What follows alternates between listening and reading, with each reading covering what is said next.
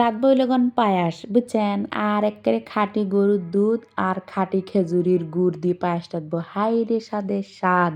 আর মনে করেন না যে আমি খালি করজনই করছি, একেবারে সত্যি 3 সত্যি আমার হাতের পায়েস না দেয় সেই স্বাদ। মনে করেন যে দুধটা লিয়াইছে আমার বাপের বাড়ির থেকে, আমার আব্বার লালন পালন করা গরুর দুধ, পোলো আর চাইল্ড মনে করেন কিনা।